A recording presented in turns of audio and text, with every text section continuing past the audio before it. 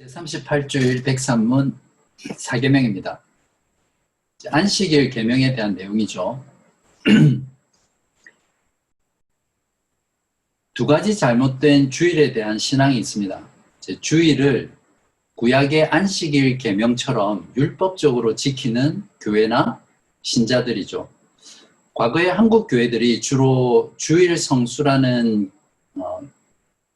개념으로 성도들을 가르쳤고, 또 성도들은 거기에 따라서 철저하게 주일 성수를 지켰죠. 주일을 거룩하게 지킨다. 그 말 자체가 잘못된 것이 아니라 그것을 어떻게 지키느냐의 문제죠. 저는 어렸을 때 부모님이 고신교단에 소속돼서 신앙생활을 하셨거든요. 그래서 주일에 돈을 못 썼어요. 돈을 못 쓰니까 주일에 장을 본다든지 쇼핑 같은 것은 아예 할 수 없었고, 버스도 못 탔어요. 왜냐하면 돈을 내야 되니까. 그래서 한 두세 정거장 되는 거리를 이제 걸어서 교회를 가야 되고, 오락을 금지시켰고, 그래서 만약에 예를 들어서 뭐 청년부 이런 데서 청년들끼리 볼링을 치러 간다든지 어떤 오락회를 했다 이러면 이제 난리 나죠. 네, 그리고 기억이 나는데 저희 부모님이 주일에는 음식을 하지 않았어요. 토요일 날 다 준비해 놓고 주일에는 쿠킹을 하지 않는. 그리고 저 같은 경우도 이제 주일 성수를 위해서 주일엔 공부를 안 했거든요. 밤 12시까지 딱 기다렸다가 12시 되면 이제 그때부터 공부하는 거예요. 이러한 것들이 무조건 잘못됐다라고 말하기 어려울지 모르지만 주일에 대한 부분을 이제 잘못 이해해서 율법적으로, 그러니까 구약 백성들이 안식일을 율법적으로 지켰던 것처럼 주일이 하나의 율법이 되어서 율법을 지켰던 거죠. 그래서 주일날이 죽일날이다. 이제 이런 말들이 나온 거죠. 이제 거기에 대한 또 반대급부로 모든 날이 주일이라고 하면서 주일을 평일과 다름없이 보내는 교회와 신자들입니다. 이것은 이제 오늘날 교회의 현상들이죠. 주일 성수를 그냥 주일 교회 모임 또는 주일 예배에 출석하면 끝. 주일 모임에 참석하면 그것이 주일 성수를 한 거예요. 그 다음에는 내가 하고 싶은 거 그냥 다 하는 날.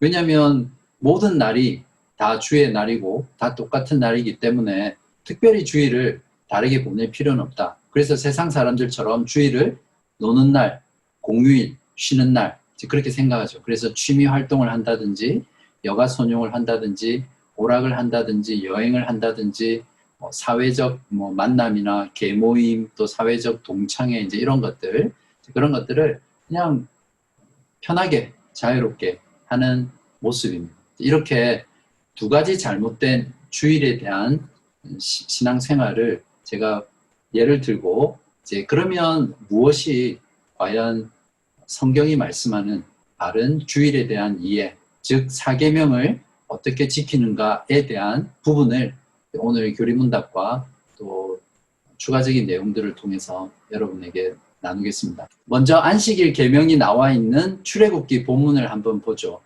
사계명을 보시면 출애굽기 20장 8절부터 11절 말씀이거든요.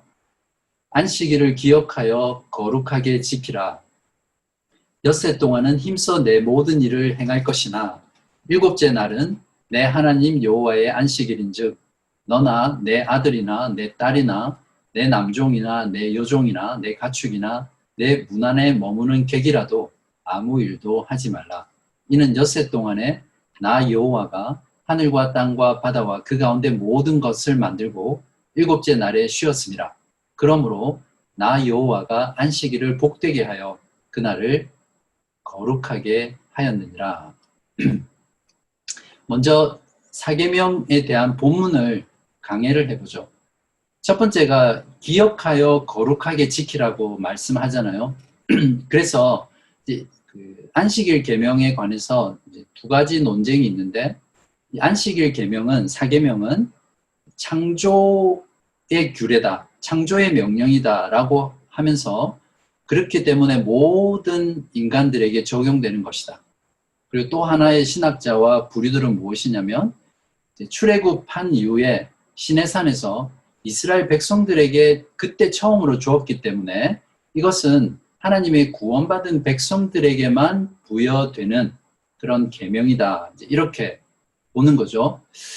자, 여기서 기억하라는 내용을 주의 깊게 우리가 살핀다면, 기억하라는 것은 과거에 이미 있었던 것을 다시 끄집어내서 생각하라는 것이잖아요. 그죠? 이제 그런 내용들로 볼 때 하나님께서 이 안식일에 대한 계명을 단순히 이러하게 지키라고 말씀하신 것이 아니라 이미 이전부터 있었던 그러한 내용들을 기억하고 상기해서 이렇게 지키라는 내용으로 이해할 때 이 안식일의 계명은, 사계명은 창조 규례로서 어떤 보편적인 법으로 이해할 수 있습니다. 이 부분은 뒤에 가서 좀 더 구체적으로 설명을 드릴게요. 그 다음 내용은 무엇이냐면 일을 하지 않는 것이거든요. 가족과 종들과 가축까지도 일을 중단하게 해야 합니다. 내가 일을 하지 않는 것은 말할 것도 없고 자기 집안에 있는 모든 식구들, 또 종들, 가축까지도 일을 중단하는 거죠.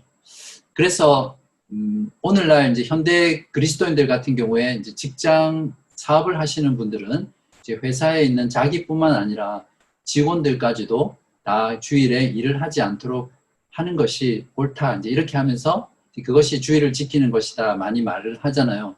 이제 그런 것처럼 구약의 안식일에는 반드시 모든 사람이 일을 중단하는 것이 포함되어 있습니다. 그리고 오늘 본문에는 나와 있지 않는데요. 일을 중단한다는 것은 결국 상거래를 금지하는 거죠. 느헤미야서 13장 15절 22절 같은 데 보면 매매를 금지시켰습니다. 그 안식일에. 또한 이사야서 58장 13절에서 14절에 보면 여기에는 이제 오락을 금지시켜요. 만일 안식일에 내 발을 금하여 내 성일에 오락을 행하지 아니하고 안식일을 일컬어 즐거운 날이라 이렇게 라는 내용이 나오거든요. 그래서 구약의 이스라엘 백성들에게는 안식일에 오락이 금지되어 있음을 알 수 있습니다. 그 다음에 안식일에 사실은 두 가지 큰 축이 무엇이냐면 일을 중단하고 성회로 모이는 것이거든요. 즉 하나님의 백성들이 함께 모이는 것이죠. 레위기 23장 3절에 보면 엿새 동안은 일할 것이요 일곱째 날은 쉴 안식일이니 성회의 날이다. 이제 거룩한 모임이라는 뜻이죠. 너희는 아무 일도 하지 말라. 이는 너희가 거주하는 각 처에서 지킬 여호와의 안식일이니, 결국 성회로 모이려면 일을 중단해야 되겠죠. 그래서 일을 멈추는 것과 성회는 같이 연결되어 있는 그런 안식일 규정이었습니다. 또한 오늘 본문에 보면 안식일의 근거가 무엇이었죠? 이제 하나님께서 6일 동안 창조하시고 7일째 쉬셨다라고 하면서 하나님의 창조를 근거로 해서 안식일 계명을 주십니다. 또 하나는 이제 하나님의 구원과 관련해서 이제 안식일의 근거를 주는데 오늘 본문에는 나와 있지 않는데요. 신명기에 보면 하나님께서 안식일을 지키라는 근거로서 내가 너희들을 애굽의 종되었던 노예되었던 것에서 구원하여 냈다라고 하면서 안식일을 지키라고 하거든요. 이걸 종합해 보면 하나님께서 안식일 계명을 주신 사계명은 그 근거가 무엇이냐면 하나님의 창조와 하나님의 구원의 근거를 둔 것입니다. 이것을 아는 것이 중요하고요. 그 다음에 그렇기 때문에 하나님께서는 안식일에 복을 주신 거예요. 복된 날로, 거룩한 날로 다른 날과 구별한 날입니다. 그래서 그 날을 언약의 표징으로서 하나님과 하나님 백성 사이에 언약 관계를 다시 한번 확인하고 갱신하는 그런 날이 바로 안식일이었습니다. 그래서 이스라엘 백성들이 안식일을 지킬 때마다 하나님은 우리의 하나님이고 우리는 하나님의 백성이구나, 하나님의 구속받은 백성이구나 라는 것을 매 안식일마다 기억했고, 그래서 그날 그러한 영적인 현실을 기뻐하고 감사하고 즐거워했던 그런 구별된 날이었습니다. 이것이 출애굽기 20장 8절에서 11절에 나오는 본문에 대한 간단한 강해 내용입니다. 이러한 내용들을 통해서 우리가 안식일을 지켜야 할 이유와 의미가 무엇인지를 알아야 나중에 이 구약의 안식일이 과연 주일과 어떻게 연결이 되는가를 비교해서 그것과 연결시킬 수 있겠죠. 그래서 지금 이 시간은 안식일을 지켜야 될 이유와 또한 그 안식일의 본질적인 의미가 무엇인지를 말씀드리겠습니다. 첫 번째는 안식일을 지켜야 될 이유와 의미는 하나님의 창조 때문입니다. 출애굽기 20장 11절에 조금 전에 보시면 엿새 동안에 하나님께서 창조하시고 일곱째 날에 쉬었기 때문에 너희들이 안식일을 거룩하게 지키라고 명령하고 있잖아요. 이것은 이제 출애굽 1세대에게 주는 거죠. 하나님이 여기서 안식하셨다라는 의미는 창세기 1장 31절에서 2장 3절을 보시는 게 필요한데요. 거기에 보면 하나님이 지으신 그 모든 것을 보시기에 심히 좋았더라. 저녁이 되고 아침이 되니 이는 여섯째 날이니라. 천지와 만물이 다 이루어지니라. 이게 2장 1절입니다. 하나님이 그가 하시던 일을 일곱째 날에 마치시니 그가 하시던 모든 일을 그치고 일곱째 날에 안식하시니라. 하나님이 그 일곱째 날을 복되게 하사 거룩하게 하셨으니 이는 하나님이 그 창조하시며 만드시던 모든 일을 마치시고 그날에 안식하셨습니다. 6일간의 창조를 마치시고 7일째 안식한 때는 천지창조 때 이루어졌잖아요.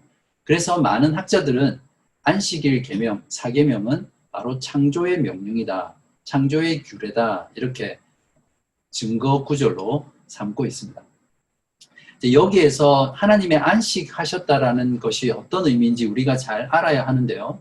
이것은 하나님께서 피곤하셔서 6일 동안 열심히 창조하시고 그 다음에 피곤하셔서 7일째 쉬셨다는 말이 아니죠. 하나님은 영이시고 전능하신 분이고 창조주이시기 때문에 영원토록 일을 하셔도 지치시지 않는 분이세요. 그렇기 때문에 여기서 하나님이 안식하셨다, 쉬셨다라는 것은 그런 어떤 인간이 피곤해서 쉬는, 그래서 그 쉼을 통해서 해야 하는 그런 의미로 말하지 않습니다. 하나님께서는 실제로 창조의 사역을 마치신 후에 쉬지 않으셨어요.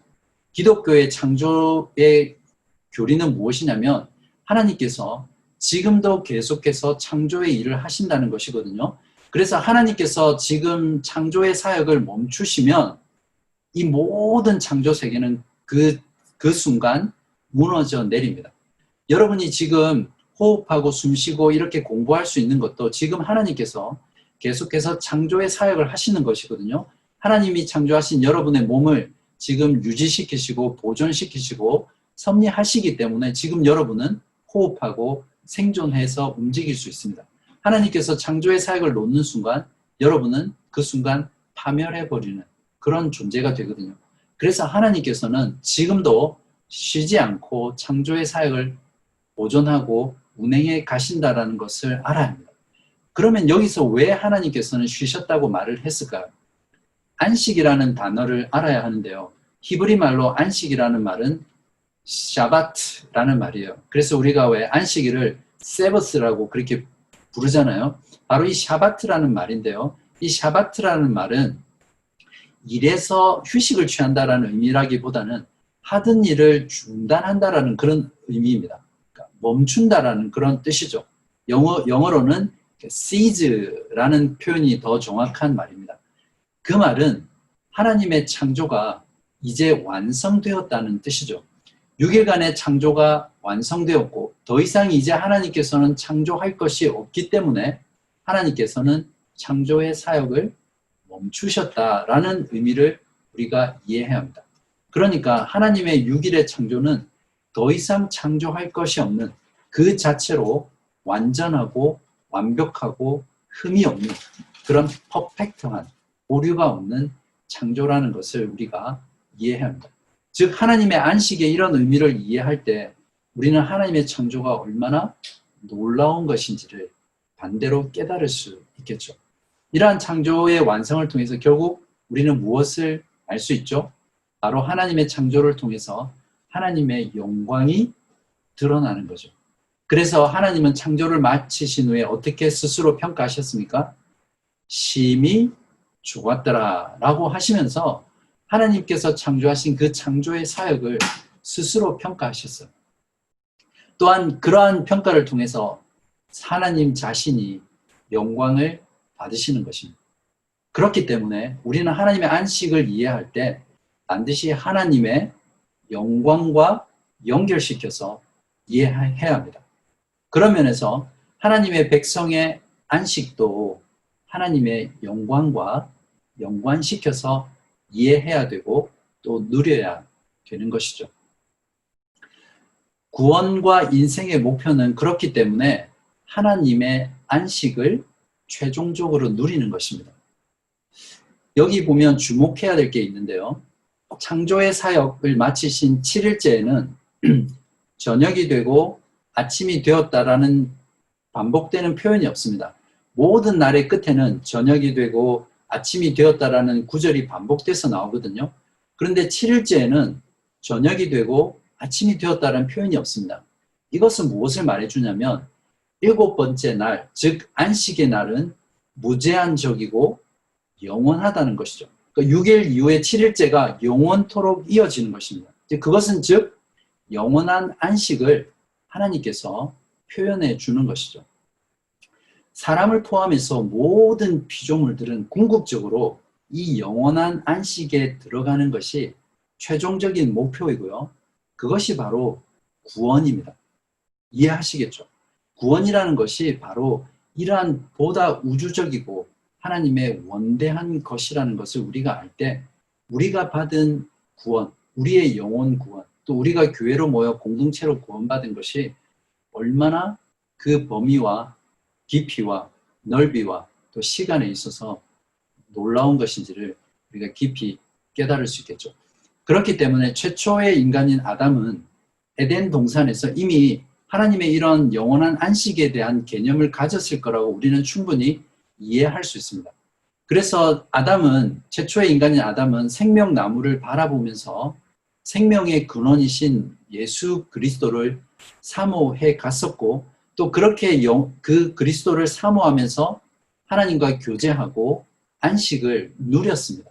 또한 그렇게 누렸어야 했는데 결국 자신의 범죄함으로 인해서 그러한 영원한 안식으로 나아갈 수 있는 것들이 깨어지게 되고 생명나무를 통해서 영생을 누릴 수 있었던 그 존재가 결국 영원한 안식을 잃어버리고 낙원에서 쫓겨나는 그런 비참한 삶으로 전락하게 된 것입니다. 이러한 부분들 우리가 이해한다면 하나님께서 안식하셨다는 그 의미를 더 풍성하게 이해할 수 있고, 그것과 관련해서 우리의 안식일 계명을, 사계명을 보다 온전하고 풍성하게 이해할 수 있습니다. 이제 두 번째 안식을 지켜야 될 이유와 본질의 의미는 이제 하나님의 구속 때문이거든요. 지금 출애굽기 20장에 주어진 안식일 계명은 광야 1세대잖아요. 그러나 이들이 불순종함으로 인해서 광야에서 전부 다 죽습니다.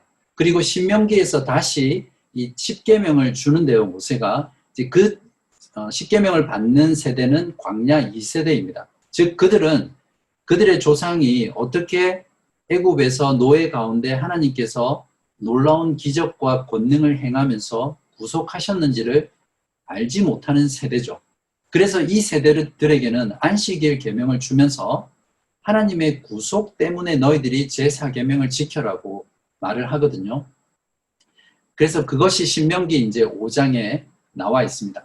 5장 12절에서 15절에 보시면 내 하나님 여호와가 내게 명령한 대로 안식일을 지켜 거룩하게 하라. 엿새 동안은 힘써 내 모든 일을 행할 것이나 일곱째 날은 내 하나님 여호와의 안식일인즉 너나 내 아들이나 내 딸이나 내 남종이나 이제 이렇게 쭉 설명하면서 15절에 이 구절이 나옵니다. 너는 기억하라. 이게 다른 부분이에요. 출애굽기랑. 내가 애굽 땅에서 종이 되었더니 내 하나님 여호와가 강한 손과 편 팔로 거기서 너를 인도하여 내었나니 그러므로 내 하나님 여호와가 너희에게 명령하여 안식일을 지키라 하느니라. 광야 2세대들에게 지금은 하나님께서 창조주 하나님이시지만 동시에 구원의 하나님이라는 것을 인식시키면서 그들에게 안식일을 거룩하게 지키라고 명령하고 있습니다. 이것을 통해서 우리가 안식일을 지켜야 하는 근거가 무엇이죠? 창조의 하나님과 구원의 하나님을 기억하고 그것을 근거로 구약의 백성들은 안식일을 지켜야 했습니다. 세 번째는 무엇이냐면 창조의 하나님, 구원의 하나님이 안식일을 지켜야 할 이유와 의미인데 세 번째는 바로 언약 때문입니다. 출애굽기 31장 12절에서 17절에 보시면 이러한 표현들이 나옵니다. 나와 너희 사이에는 나와 너희 사이에 너희 대대의 표징이니, 이제 안식일을 표징이라고 표현하고 있거든요. 너희는 안식일을 지킬지니 이는 너희에게 거룩한 날이 됨이니라 쭉 말씀하시면서 16절에 이같이 이스라엘 자손이 안식일을 지켜서 그것으로 대대로 영원한 언약을 삼을 것이니, 안식일을 지키는 것이 영원한 언약이라는 것을 지금 주께서는 말씀하십니다. 이는 나와 이스라엘 자손 사이에 영원한 표징이며 나 여호와가 엿새 동안에 천지를 창조하고 일곱째 날에 일을 마치고 쉬었음이니라 하라. 이것이 바로 안식일을 지켜야 되는 이유이면서 의미입니다. 안식일을 지키면서 이스라엘 백성들은 자신의 하나님은 여호와 하나님이고 자기들은 바로 하나님의 백성이라는 그런 언약 백성이라는 것을 기억하고 그 관계를 갱신하는 그런 날이 바로 안식일을 지킴으로써 일어났던 일입니다.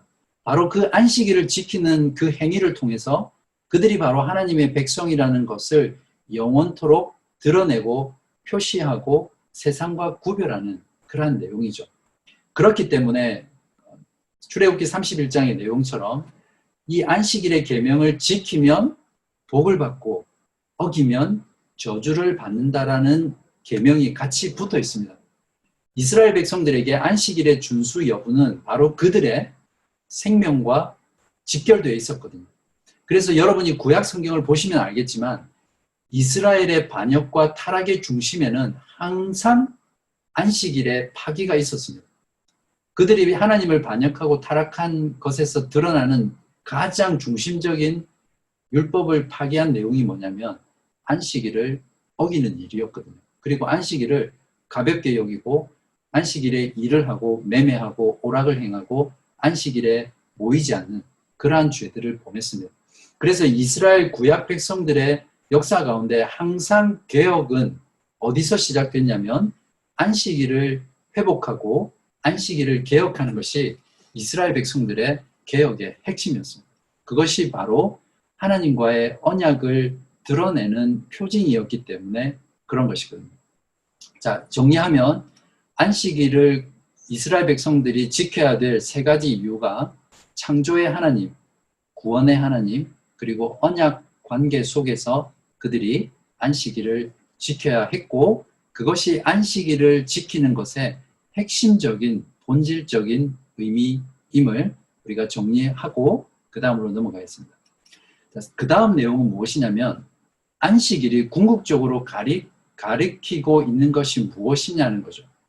구약에 주신 이런 안식일은 그 자체로서 의미가 있는 것이 아니라 그것이 궁극적으로 가리키는 지점이 있어요. 그것이 이제 예표적인 의미라고 하는데 그것이 무엇입니까? 안식일이 궁극적으로 가리키는 것. 바로 예수 그리스도 안에서 완성되고 성취되는 안식을 모형하는 것이거든요. 이것이 바로 구약의 안식일이 가리키는 본질적인 의미였습니다.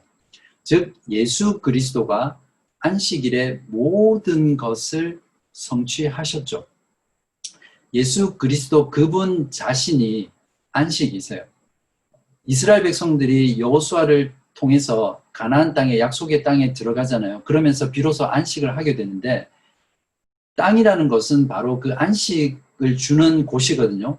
그렇기 때문에 성경은 말하기를 예수 그리스도 그분이 바로 안식의 땅이라고 말합니다. 그래서 우리가 믿음으로 그분 안에 들어갈 때 우리는 그분의 땅, 안식의 땅, 그분 안에서 진정한 안식을 누리게 되는 거죠. 그래서 예수 그리스도 자체가 안식이시고 안식의 땅이며 또한 안식일의 주인이라는 것을 우리가 구약의 안식일을 통해서 알 수 있어야 합니다. 알아야 되고요. 그렇게 해야 우리가 안식일을 온전히 이해할 수 있죠. 마태복음 11장 28절에서 30절에 수고하고 무거운 짐진 자들아 다 내게로 오라. 내가 너희를 쉬게 하리라. 나는 마음이 온유하고 겸손하니 나의 멍에를 메고 내게 배우라. 그리하면 너희 마음이 쉼을 얻으리니 이는 내 멍에는 쉽고 내 짐은 가벼움이라 하시니라. 우리가 예수 그리스도 안으로만 들어가면 그 분 안에서 진정한 안식을 누릴 수 있습니다. 또한 마태복음 12장 8절에서는 인자는 안식일의 주인이니라 하시니라 이렇게 말씀하셨거든요. 주인이라 말은 무엇이죠? 바로 영광 받으시는 분이며 통치하시고 다스리는 분이라는 거죠. 그러니까 안식일은 궁극적으로 예수 그리스도 그분이 영광 받으시는 것이고 그분이 다스리고 통치하는 의미에서 이해해야 하는 것이죠. 그 다음 요소는 무엇이냐면 노동으로부터 쉬는 것을 가리키는데요. 안식일에 일을 하지 않고 쉼으로써 그들은 궁극적으로 노동에서 자유로워지는 그런 삶, 안식의 삶을 바라보았거든요. 원래 에덴 동산에서는 인간의 노동이 고통스럽거나 고역스럽거나 노동을 통해서 생명을 유지하는 그런 노동이 아니었습니다. 그러니까 노동은 말 그대로 하나님이 맡겨주신 모든 창조 세계를 이렇게 다스리고 관리하는 즐거운 일이었거든요. 또 그것을 통해서 노동을 통해서 생명을 유지하고 했던 그런 존재가 아니었습니다. 노동이라는 것은 인간의 노동은 하나님을 범죄한 인간에게 하나님께서 저주의 형벌로 내린 것이거든요. 그래서 에덴 동산에서 쫓겨난 이후로 인간은 이마에 땀을 흘려야만 노동을 해야만 살 수 있는 그런 존재로 전락하게 되었습니다. 여러분 이건 너무나 당연한 이야기죠. 이 땅 가운데 잠시라도 일을 하지 않고 쉬면 이 땅 가운데서 온전히 살아갈 수 없는 그런 존재로 되었잖아요. 인간은 원래 노동을 통해서 생명을 유지하지 않았고요. 오직 하나님이 은혜로 주시는 양식을 통해서 생명을 유지하는 존재였습니다. 에덴 동산에서는 하나님께서 은혜로 최초의 인간들에게 무제한적으로 그들의 수고와 노력 없이 언제나 생명을 공급해 주셨거든요. 그것을 잠깐 보여준 것이 무엇이었죠? 이스라엘 백성들이 출애굽해서 광야를 지나갈 때 40년 동안 만나와 메추라기를 통해서 그들이 아무것도 일하지 않았지만 매일매일 그들을 먹이셨던 그 하나님, 그것들을 이스라엘 백성들은 잠깐이지만 그림자처럼 누렸었거든요. 그것은 궁극적으로 하나님의 영원한 나라, 복된 나라, 영광의 나라, 천국에서는 우리 인간이 하나님의 백성이 하나님의 은혜로 주어지는 그런 양식을 통해서 생명을 유지하고 또 보존한다는 것을 보여주는 것이죠. 그래서 우리는 하나님의 백성이 안식할 때마다, 안식일을 지킬 때마다 바로 이러한 것을 기억하고 소망하는 것이죠. 나중에 이제 주일에 대해서 이야기하겠지만 우리가 주일에 일을 하지 않고 하루를 쉼으로써 바로 이러한 고백들을 하는 것이거든요. 나의 생명이 또 나의 삶이 나의 경제가 나의 가정이 내가 열심히 일하는 것에 달려 있지 않고 하나님께서 매일매일 만나와 메추라기를 공급해 주셨듯이 내 삶에 채워주시고 공급하시는 하나님의 은혜, 하나님의 공급하심으로 내가 살아간다는 것을 하루 일을 중단함으로써 그걸 고백하는 것이거든요. 그런 면에서 우리가 주일을 보낼 때마다 일을 쉬면서 이러한 진정한 안식을 소망하고 기대하면서 또 하나님께 신앙 고백하는 것이죠.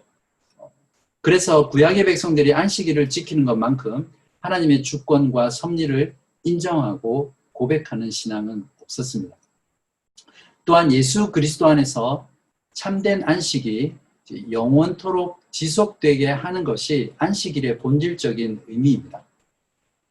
안식이라는 단어하고 평강이라는 단어하고 동일한 어근이거든요. 늘 안식이 있는 곳에서는 평강이 있잖아요. 죄로 인해서 비참하게 되어서 영원히 죽을 수밖에 없는 그런 인간이 예수 그리스도의 십자가의 죽으심과 부활의 구속의 사역을 통해서 참된 믿음으로 그분과 연합해서 그분 안에 있을 때 우리의 죄는 용서받고 우리는 의롭게 되고 거룩하게 되어서 하나님과 영원토록 화평한 관계, 화목한 관계로 평강 가운데 살아가잖아요. 그렇기 때문에 안식과 평강은 사실은 같은 곳에서 나온 것이고 또 서로 같이 있는 그런 것이라고 우리가 이해할 수 있습니다. 바로 안식일이 가리키는 것이 이러한 것이죠. 그래서 그리스도 안에서 우리가 안식을 온전히 누리고 또한 완전하게 지킬 수 있게 됩니다.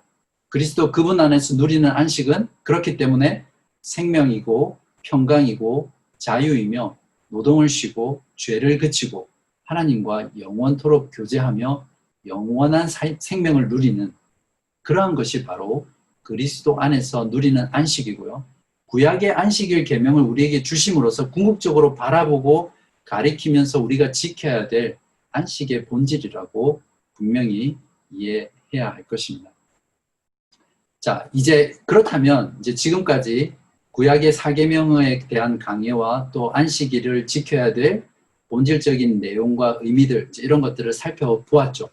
그렇다면 이제 우리에게 남은 작업은 무엇이냐면 안식일인 이 계명, 사계명과 신약의 성도가 지금 우리가 교회로 모이는 이 주일의 관계가 어떤 것인지를 살펴보아야 되겠죠. 구약의 안식일 준수의 명령에 대한 신약 성도의 적용의 문제입니다. 여러분은 어떻게 생각하세요? 10계명의 이 4계명을 여러분 지켜야 됩니까? 구약에 있는 계명이잖아요. 그리고 우리가 조금 전에 다루었던 대로 예수 그리스도 그분 안에서 모든 안식일 계명이 다 성취되었잖아요. 그러면 이제는 우리는 이 계명에 대해서는 자유할 수 있지 않나요? 정말 지켜야 됩니까? 4계명? 한번 고개로 대답 한번 해보십시오. 아니면 자 그렇다면 지켜야 한다면 왜 4계명을 지켜야 되고요? 또 어떻게 지켜야 합니까? 한번 잠깐 생각해 보십시오. 만약에 4계명을 지금 그리스도인들도 지켜야 한다면 왜 지켜야 하죠? 또 어떻게 지켜야 성경이 우리에게 주신 대로 지킬 수 있습니까? 자, 이 부분은 사실 좀 민감한 부분이기도 하고요. 또 이것이 성경이 말하는 바다라고 명확하게 말을 하기에 조심스러운 부분이 많이 있고요. 또 그렇게 해서도 안 되겠죠. 그래서 주일과 관련해서 4계명 준수에 대한 4가지 입장이 있습니다. 주일, 그러니까 안식일에 대한 안식일과 주일의 관계에 대한 4가지 입장이라고도 할 수 있겠죠. 이것을 여러분이 이해하는 것이 중요해요.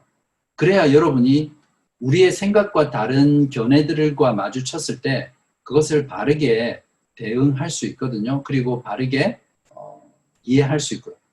첫 번째 입장이 무엇이냐면 매주 마지막 날, 즉 토요일이에요. 토요일을 안식일로 그대로 신약의 성도도 지켜야 한다라는 것이죠. 신약 성경에는 그 어디에도 구약의 안식일이 신약의 안식일로 바뀌었다, 주일로 바뀌었다라는 내용이 없기 때문에 문자 그대로 안식일을 지켜야 한다. 마지막 날을. 자, 이게 어디서 이렇게 주장합니까? 네, 제7일 안식교죠. The Seventh Day Adventist라고 제7일 안식교는 문자 그대로 오늘날 신약의 성도들도 구약의 안식일처럼 토요일을 거룩하게 안식일 계명을 지켜야 한다. 이렇게 가르치고 또 그렇게 지키며 살죠. 또 한 부류는 유대인들입니다. 유대인들은 예수 그리스도를 메시아로 인정하지 않기 때문에 구약만 가지고 있잖아요. 그래서 여전히 유대인들은 토요일을 안식일로 지키고 있습니다. 이게 첫 번째 부류입니다. 그리고 두 번째 주장은 무엇이냐면 더 이상 어떤 특정한 날을 안식일로 지킬 필요가 없다는 주장입니다. 그 근거로 제시하는 것이 무엇이냐면 우리 주 예수 그리스도께서 십자가에서 죽으시고 부활하심으로 인해서 모든 것을 다 성취하셨잖아요. 그렇기 때문에 어떤 날을 구별해서 주일을 구약의 안식일이라고 생각하면서 주일을 특별하게 거룩하게 지키는 그러한 것들은 그리스도 안에서 얻게 된 자유를 손상시키는 것이다 라고 해서 월요일, 화요일, 수요일, 목요일, 금요일, 토요일, 일요일 모든 날이 똑같은 날이다. 그렇기 때문에 우리가 특별히 주일을 지킬 필요는 없다라고 주장하는 것입니다. 이제 이러한 그룹들에는 이제 루터를 따르는 사람들입니다. 이제 이러한 주장 루터파들은 이제 온건파라고 말을 합니다. 나중에 조금 더 부연 설명하겠지만 온건파가 있고요. 이제 루터파 같은 경우는 실제적으로 실천적인 면에서는 주의를 지키는 그런 네 번째 그룹, 나중에 말할게요. 네 번째 그룹과 실천적인 면에서는 크게 다르지 않습니다. 그래서 온건파라고 부르고요. 이제 극단파가 있는데 극단파는 어떤 부류냐면 사계명과의 연관성을 완전히 부인합니다. 그러니까 오늘날 주일은 없는 거죠. 그래서 모든 날이 그냥 동일한 날이기 때문에 더 이상 사계명의 계명을 우리가 굳이 안식일 계명으로 해서 지켜야 될 이유는 없다는 거죠. 이제 이러한 그룹들은 이제 윌리엄 틴델이라든지 로르도프라는 사람이 있습니다. 이제 세 번째 주장이 무엇이냐면 제가 서론 도입 부분에서 제가 어릴 때 신앙생활 했던 그런 부류와 비슷하겠죠. 그리스도의 십자가의 죽으심과 부활로 안식일이 한 주간의 첫날인 주일로 바뀌었어요. 그러니까 안식일이 주일로 바뀌었다라고 주장하는 거죠. 그렇지만 신약의 성도들도 유대인들이 안식일을 준수했던 것처럼 똑같이 주일을 거룩하게 안식일로 지켜야 된다고 주장하는 겁니다. 그래서 안식일에 해야 될 것, 하지 말아야 될 것, 이런 조항들을 많이 이제 고백이나 또 교회 어떤 문서 같은 데 기록해 놓고 이제 그러한 것들을 지켜야 된다라고 주장하는 거죠. 구약의 안식일이 신약에서는 주일로 바뀌었지만 구약의 안식일처럼 철저하게 율법적으로 지킨다는 주장. 이것이 세 번째 주장입니다. 마지막 네 번째 주장은 그리스도의 대속의 죽음과 부활하심으로 그리스도의 부활하신 날인 매 주간의 첫날, 한 주의 첫날인 주일이, 일요일이 그리스도인의 안식일이 되었다라고 주장하는 그룹입니다. 이 네 번째 주장은 이번 주장과는 달리 모든 날이 다 안식일이 아니라 주님의 부활을 기념하는 주일을 신약 성도의 안식일이라는 의미로 가지고 있음을 주장합니다. 또한 3번 주장 조금 전과는 달리 그렇지만 주일이 신약의 안식일이지만 그리스도인의 안식일이지만 구약 백성들이 안식일을 지켰던 것처럼 율법적으로 지키는 것이 아니라 그리스도 안에서 이미 이루어진 그 성취의 원리적인 측면, 그런 측면에서 영적으로 이렇게 지키는 그러한 주장이 바로 네 번째 주장입니다. 그리고 이 네 번째 주장은 보세요. 여호수아가 하나님의 약속대로 가나안 땅에 약속의 땅으로 들어가잖아요. 그러나 그 안식은 최종적인 안식이 아니었잖아요. 궁극적으로 이루어질 영원한 안식을 바라보게 되었잖아요. 마찬가지로 지금 예수 그리스도 안에서 하나님의 약속하신 안식이 다 이루어졌지만 이 안식은 최종적인 안식은 아니죠. 하나님의 성도는 그리스도인은 궁극적으로 어떤 안식을 바라봅니까? 예수께서 다시 오실 재림 때에 영원한 안식, 최종적인 안식이 완성되잖아요.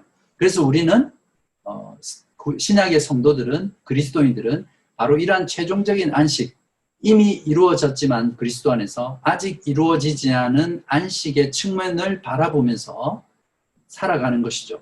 이것이 네 번째 부류의 사람들이 주장하고 또 생각하는 안식일과 주일의 관계입니다. 제가 총알같이 빨리 이야기했는데 이해되시죠? 혹시 조금 빨라서 이해가 잘 안 되시면 영상 올라가면 그걸 좀 들어보십시오. 그래서 정리를 하시길 바라고요. 자, 이 네 가지 입장이 있는데요. 이 네 가지 입장에 대한 평가는 이렇습니다.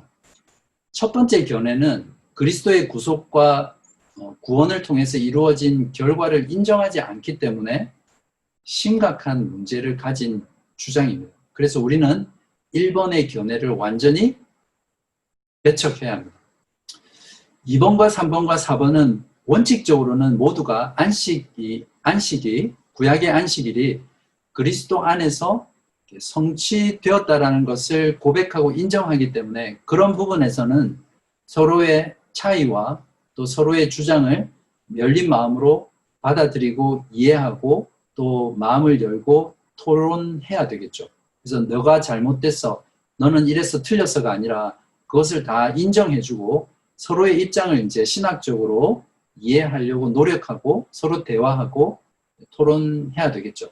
이제 그렇지만 이제 제 생각은 이렇습니다. 안식에 있어서 이미 이루어진 측면과 아직 이루어지지 않은 그런 측면들을 고려해서 우리가 성경과 또 신학적으로 더 깊은 생각과 논의들을 해야 되겠죠. 그렇지만 실제로 일주일 중에 한 날을 교회로 모여서 안식일이 담고 있었던 그런 원리와 의미들을 누린다는 측면에서는 2번의 주장과 4번의 주장은 실천적인 의미에서는 거의 차이가 없다라고 정리할 수 있겠습니다. 9시네요. 네, 제가 10분 안에 총알같이 나머지 부분을 정리하겠습니다. 그래도 중간에 잘라지면 그림이 끊기니까. 자, 여기에서 우리가 이제 그렇다면 안식일과 주일의 관계를 우리가 어떻게 이해해야 할 것인가 라고 했을 때 먼저 구약의 안식일이 신약에서 단절된 게 있습니다. 계명의 이 4계명의 의식적인 부분은 완전히 폐지되었습니다. 우리가 이걸 잘 이해해야 합니다. 골로새서 2장 16절에서 17절에 보면 그러므로 먹고 마시는 것과 절기나 초하루나 안식일을 이유로 누구든지 너희를 비판하지 못하게 하라. 이것들은 장래일의 그림자이나 몸은 그리스도의 것이니라. 로마서 14장 5절에서 6절을 보셔도 이러한 부분을 잘 말해주죠. 계명의 의식적인 부분은 완전히 그리스도가 성취하셨기 때문에 폐지되었습니다. 그래서 루터는 이렇게 말했습니다. 만약 어느 곳에서든지 그날이 단순히 안식일이기 때문에 거룩하다고 말한다면 또는 어떤 사람이 유대교의 근거에서 안식일을 지켜야 한다고 주장한다면 나는 당신에게 이렇게 고면할 것입니다. 그날에 일을 하라, 승마를 즐겨라, 잔치를 베풀며 춤을 추어라. 그리고 그날에 그리스도인의 자유를 해치는 이러한 잘못된 견해를 없애기 위해 무엇이든지 하라. 이제 안식일 계명의 계명적인 부분, 계명의 의식적인 부분의 폐지의 관점에서는 루터가 한 말이 옳고 정당하다라고 이해할 수 있습니다. 칼빈도 동일한 말을 했고요. 그 다음에 구약의 안식일이 신약에 단절된 것이 무엇이냐면 절대적인 의미로서 날들을 구분하는 것은 철저히 단절되었습니다. 그렇기 때문에 우리가 주일을 어떤 교회로 모이는 날로 지킨다 하더라도 그 주일 자체가 다른 날들보다 더 거룩하거나 더 특별하기 때문에 우리가 주일에 교회로 모이는 것은 아니라는 것을 잘 이해해야 합니다. 왜냐하면 예수 그리스도를 통해서 모든 안식의 모형이 다 성취되었고 우리는 지금 이미 예수 그리스도 안에서 참된 안식을 누리게 되었기 때문에 매일매일이 우리는 안식일이잖아요. 그죠? 우리가 그리스도 안에서 믿음으로 있기 때문에 연합해서 매일매일이 안식일이에요. 그런 면에서 지금 우리가 이렇게 모인 수요일도 안식일이죠. 우리가 이것을 놓치지 말아야 합니다. 이 계명의 의식법적인 면은 모두 예수 그리스도에게서 완성되었고 그래서 폐지되었다는 것을 알아야 하고요. 그래서 문자 그대로 안식일을 지키는 것은 성경적이지 않습니다. 그렇지만 여기에 단서가 있습니다. 이 모든 의식적인 법은 궁극적으로 어떤 가리키는 원리적인 측면에서 도덕법적인 요소가 있거든요. 그래서 이 4계명의 도덕법적인 요소는 그대로 유지되고 준수되어야 합니다. 이제 여기까지가 구약의 안식일과 신약의 안식일이 단절된 내용입니다. 신약에서. 그 다음은 구약의 안식일이 신약에서 연속된 부분이 있습니다. 그게 뭐냐면 첫 번째가 4계명의 도덕법적이며 영적인 요소가 있습니다. 의식적인 것이 나타내는 도덕적이고 영적인 것 또한 요리문답은 나중에 하겠지만 죄를 그치고 내적이며 영적으로 그리스도 안에서 안식하는 이러한 요소들은 구약의 안식일이 신약에서도 그대로 연속된 것으로 우리는 이해해야 합니다. 그래서 사계명이 도덕법인 이유는 무엇이냐면, 그러니까 사계명의 의식적인 부분도 있지만 도덕법적인 부분이 있거든요. 그 법이 무엇이냐면 안식일은 아까 이야기했듯이 창조의 법이라는 것이죠. 그리고 하나님께서는 이 10계명을 직접 두 돌판에 10가지 계명을 쓰셔서 모세에게 전달했거든요. 그 외에 모든 계명은 모세가 써서 이스라엘 백성에게 전해 주었습니다. 그러나 10계명의 이 두 돌판에는 하나님이 직접 10계명을 쓰셔서 모세와 이스라엘 백성에게 주셨거든요. 다른 4계명을 제외한 모든 9가지 계명은 도덕법이에요. 모든 인간에게 그 마음 가운데 새겨진 도덕법이다, 영원한 법이다라는 것에는 아무도 이의를 제기하지 않습니다. 그런데 굳이 하나님께서 이 4계명 하나만 의식법이기 때문에 신약의 성도는 지킬 필요가 없다라고 하면서 그런 어떤 그 도덕법이 아니다라는 것은 논리적으로나 맞지 않는 것이죠. 그렇기 때문에 우리는 이 4계명도 하나님께서 10계명과 함께 주신 도덕법으로 우리가 이해하고 신약에서도 여전히 이 4계명은 연속되었다라고 이해해야 되겠죠. 그리고 신약 성경 어디에도 이 계명이 폐지되지 않았습니다. 구체적으로 주일을 안식일로 지키라는 구체적인 명령은 없었지만 신약 성경 전체를 보면 예를 들면 예수님께서는 내가 율법이나 선지자를 폐하러 온 줄로 생각하지 말라. 폐하러 온 것이 아니요 완전하게 하려 함이라 라고 말씀하셨고, 그런 면에서 신약 성경 어디에도 구약의 안식일이 신약에 폐기되었다라는 부분은 나오지 않습니다. 그 다음에 중요한 내용은 무엇이냐면 연속된 부분으로서 안식일이 궁극적으로 가리키는 안식의 성취와 안식의 의미가 바로 예수 그리스도이기 때문에 신약의 백성들도 예수 그리스도 안에서 이 안식이 가리키는 모든 본질적인 내용과 의미들을 누리고 또 향유해야 된다는 것이죠. 구약이 가리키는 안식일은 예수 그리스도 안에서 더 풍성한 방식으로 성취되었습니다. 예수 그리스도의 죽음으로 죄로 인한 모든 저주와 비참은 십자가의 대속으로 극복되었죠. 그래서 이제는 더 이상 마귀와 죄의 종노릇을 하지 않고 우리는 해방되어서 자유를 찾아서 참된 안식을 지금 누리는 존재가 되었잖아요. 그렇기 때문에 그리스도인들은 안식일을 신약에서도 지키되 미신적인 준수를 따르는 것이 아니라 바로 이런 영적인 의미에서 안식일을 지켜나가는 거죠. 또한 한 주의 마지막 날인 안식일은 하나님께서 창조를 마치시고 쉬신 날, 그죠? 하나님께 창조하신 날이죠. 그리고 예수님께서 부활하신 한 주간의 첫날은 예수 그리스도께서 새 창조의 사역을 마치고 안식하신 날이죠. 그리고 영원한 안식 가운데 들어가셨잖아요. 그러니까 하나님의 첫 창조와 그리스도의 부활하신 새 창조의 날은 동일한 날이라고 우리가 이해할 수 있습니다. 그래서 예수님이 부활한 날은 구원을 완성하신 날이고 안식하신 날이고 새 창조의 날이고 새로운 인류, 새로운 세상을 창조하신 그런 의미에서 신약의 성도들도 구약의 안식일을 주일로 이렇게 지켜나간다라고 이해할 수 있겠죠. 분명히 명심해야 할 것은 그 주일이 특별히 거룩하거나 다른 날과 다른 차등이 있어서가 아니라 바로 이러한 의미 때문에 신약의 백성들도 구약의 안식일의 연속선상에서 주일을 한 날로 우리가 보내는 것이죠. 안식일이 주일로 변화되어 갔다라는 것은 구약 성경에 또 증거가 나와 있고요. 그 다음에 신약 성경에는 더 많은 증거가 있습니다. 예수 그리스도께서 부활하신 날이 주일이죠. 일요일이죠. 그래서 부활은 조금 전에 했듯이 하나님께서 천지 창조하신 창조의 날이고 예수 그리스도께서 구원의 사역을 완성하시고 안식에 들어간 새 창조의 날입니다.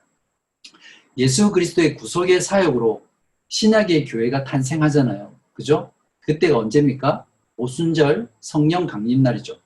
예수께서 완성하신 구속의 사역을 신자의 마음 가운데 적용해서 구원하신 그 날, 또 그것을 통해서 신약의 교회가 탄생하는데, 바로 오순절날 성령이 강림했던 날도 7일이 7번, 7, 7이 49 반복한 뒤에 그 다음 날, 50번째 날, 즉 주일입니다. 교회가 탄생한 날, 교회가 창조된 날도 주일, 일요일에 창조되었습니다. 또한 그리스도께서 부활하신 후에 바로 이 주일에 제자들과 거듭해서 만나셨어요. 제자들이 일주일의 첫째 날인 주일에 모임을 가졌고 예수님은 이것을 인정했습니다.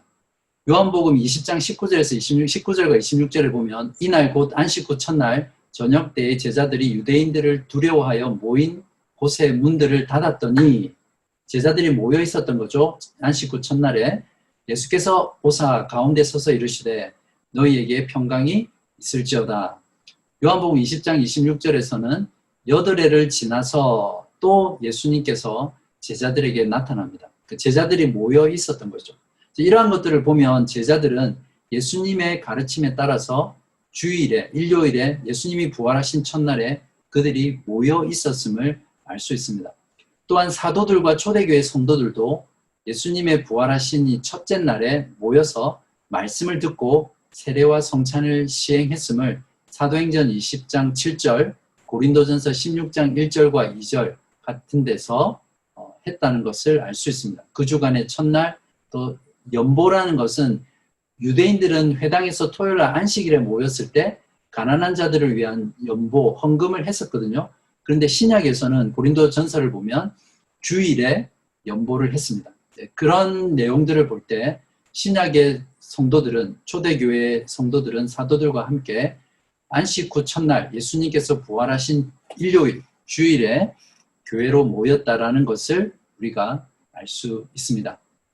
또한 중요한 부분인데요. 사도 요한은 요한계시록을 쓰기 위해서 하나님의 계시를 받은 날인 일요일에 주의 날이다라는 표현을 계시록 1장 10절에 쓰고 있습니다.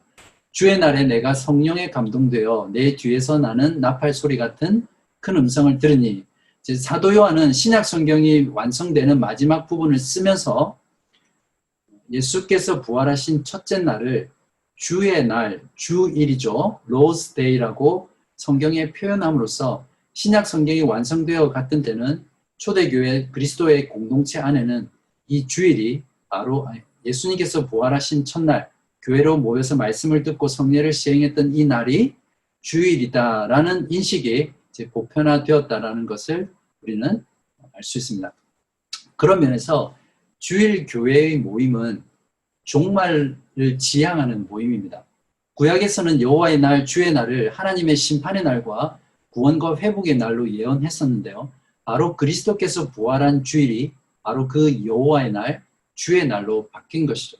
그러므로 주일은 세상 가운데 종말을 선포하는 심판의 날임과 동시에 예수 그리스도를 믿고 순종하는 자들에게는 구원을 선포하는 그런 종말의 날입니다. 그렇기 때문에 주일에 교회로 모이는 그리스도의 공동체는 종말의 공동체입니다. 종말의 모임이고요. 그렇게 교회로 모였을 때 종말을 선포하고 종말을 바라보고 종말을 향하면서 종말에 예수 그리스도께서 완성할 그 최종 구원, 최종 안식을 소망하는 종말론적인 신앙 공동체라는 것을 이런 신약 성경을 통해서 우리가 이해할 수 있습니다. 다음으로 구약의 안식일이 신약의 주일로 바뀌었다라는 부분은 교회사적인 증거를 들 수 있는데요. 제가 여러분의 아웃라인에 전부 다 넣어드렸거든요. 쭉 읽어보십시오. 그런 초대교회 때부터 해서 종교개혁과 그리고 지금 시대까지도 이 주일을 교회로 공적인 모임으로 모여서 말씀을 듣고 또 기도와 찬송으로 반응하고 성례를 치르며 또 성도의 교제를 하고 자선을 베푸는 이 일은 교회사의 2000년 역사 동안 한 번도 변한 적이 없습니다. 바뀐 적이 없습니다. 이런 교회사적인 증거를 볼 때도 구약의 이 사계명은 신약 성도들에게는 주일이라는 것으로 이렇게 대체되어서 바뀌어서 이렇게 모여서 이렇게 지켜졌다라는 것을 우리가 잘 알 수 있겠죠. 굳이 우리가 주일에 모든 날이 똑같은데 왜 주일에 교회가 공적으로 모여야 하는 이유를 이제는 정리할 수 있겠죠. 간단하게 정리하면 하나님께서 예수 그리스도를 통해 이루신 창조와 구원을 우리가 다시 그날 모여서 기념하고 하나님께 찬송하고 영광을 돌리기 위해서죠. 우리가 어떤 날을 기념하고 지킬 때는 뭐 예를 들면 생일이다, 결혼 기념일이다, 교회 창립일이다. 어떤 날을 기념할 때는 그 날과 무관하게 지키지 않잖아요. 뭐 생일, 태어난 날, 뭐 일주일 전에 물론 생일을 뭐 여러 가지 상황 때문에 바빠서 그날 할 수는 있지만 기본적으로는 그 태어난 날 기념하잖아요. 그것이 의미가 있잖아요. 결혼 기념일도 마찬가지고요. 그렇기 때문에 정말 국가에서 일요일에 교회로 모이는 것을 금지하고 박해하지 않는다면 주일에 모일 수 있는데, 일요일에 우리가 모일 수 있는데 굳이 모든 날이 동일하다고 하면서 월요일에 모인다든지 화요일에 모인다든지 수요일에 모인다라든지 그렇게 주장하면서 그 다른 날을 모일 필요가 없겠죠. 물론 그렇게 하지도 않았지만, 그래서 저는 그렇게 생각합니다. 우리가 주일에 교회로 모일 수 있다면 다른 날보다는 모든 날이 동일하지만 우리가 예수 그리스도께서 부활하신 안식 후 첫날 새 창조를 이루시고 구원을 완성하시고 또 영원한 안식을 성취하신 그 날을 특별히 기념해서 그날에 모이는 것이 더 의미 있고 바람직하다라고 말을 할 수 있습니다. 자, 결론을 맺겠습니다. 오늘 마무리를 다 하겠습니다. 자, 그렇다면 우리 교회가 이제 이것은 주일에 공적으로 모이는 것에 대한 강조인데요. 왜 모이는 것을 힘쓰고 지켜야 합니까? 교회의 공적인 모임, 또 예배, 성도들의 영적인 성장을 위해서 우리는 교회로 모여야 합니다. 그래서 초대교회는 모이기를 힘썼던 그리스도의 공동체입니다. 또한 참된 교회는 반드시 모여야 합니다. 교회로 모일 때 교회는 힘이 있죠. 모일 때 하나님의 은혜와 하나님의 역사가 일어나고요. 성령의 감동과 성령의 은혜가 교회로 모일 때, 우리 교회가 그리스도의 몸인 성전이잖아요. 그 가운데 성령 하나님께서 임재하시거든요. 물론 우리가 개인적으로도 우리의 몸이 성전이기 때문에 우리가 홀로 있을 때, 우리가 개인적으로 사적으로 있을 때도 성령이 임하시지만 우리가 교회로 모였을 때 그리스도의 공동체, 하나님의 성전인 교회가 있을 때 성령께서 더 충만하게 역사하시고 그 가운데 성령의 은혜로 하나님의 말씀과 진리를 드러내고 우리 가운데 놀라운 은혜를 주시는 거죠. 바로 교회로 모일 때 하나님의 은혜의 방편인 말씀과 성례, 권징과 기도, 이런 수단들이 우리가 교회로 모일 때 생기기 때문에 우리는 교회로 반드시 모여야 되고요. 에베소서 5장 18절에서 부분을 보면 성령 충만이 교회로 모였을 때 더 풍성하게 일어난다는 것을 알 수 있습니다. 그래서 주일을 힘써 교회로 모이는 일이 식어지면 교회는 점점점 쇠잔해집니다. 대체로 주일 없이 사는 신자는 하나님 없이 사는 자리로 나아가게 되어 있습니다. 주일을 할 줄 모르는 사회는 불경건하고 부도덕한 사회로 타락해 가게 되어 있습니다. 영국의 청교도 목사와 신학자인 존 라일이라는 유명한 신학자와 목사가 있는데요. 그분이 이렇게 말했습니다. 그대의 안식일을 제거해보라. 여기는 주일을 말하죠. 그러면 그대의 종교는 곧 없어지게 될 것이다. 일반적 규칙으로 사람의 걸음은 주일이 없는 데로부터 하나님 없는 데로 나아간다. 이렇게 말을 했습니다. 우리가 주일에 교회로 모일 것을 힘써야 하는 이유는 하나님의 백성으로 하여금 하나님의 창조와 구속을 기억하고 기념하고 그것에 감사하고 찬송하며 영광을 돌리기 위해서입니다. 그리고 매주 교회로 모여서 하나님과 우리가 하나님 백성됨을 다시 한번 기억하고 그 언약 관계 속에서 하나님을 만나가는 것이죠. 그리고 그리스도 안에서 한 공동체 된 하나님의 백성들과 서로 성도의 교제를 하기 위해서입니다. 그리고 우리가 교회로 모였을 때 구약의 그 안식일이 가리키는 궁극적인 그림자, 궁극적인 실체가 예수 그리스도 안에서 이루어졌잖아요. 그래서 우리가 교회로 모여서 현재적인 안식, 이미 그리스도 안에서 완성된 그 안식을 함께 누리고 적극적으로 서로를 격려하며 그 안식에 참여하는 것이고요. 또 그렇게 함으로써 아직 이루어지지 않은 영원한 안식, 최종 안식을 함께 소망하고 그 안식을 바라보면서 누리기 위해서 우리가 교회로 모여야 합니다. 그렇기 때문에 우리가 교회로 모이는 주일은 기쁘고 즐겁고 감사하고 영광스러운 날이 됩니다. 우리가 단순히 주일 모임에 출석하는 것으로 우리가 주일을 온전히 보냈다라고 할 수 없습니다. 바로 이러한 그리스도 안에서 완성되고 또 최종적으로 완성될 궁극적인 완성, 하나님의 창조와 구원을 기억하고 기념하고 그것을 소망하고 바라볼 때 그것이 바로 주일을 온전하게 보내는 것이죠.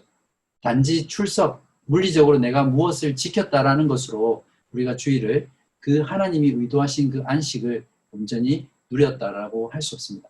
또한 우리가 교회로 모였을 때 우리는 세상 사람들과 구별됩니다. 우리가 교회로 모이지 않으면, 주일에 교회로 모이지 않으면 무엇으로 세상과 구별되죠? 전혀 다른 게 없잖아요.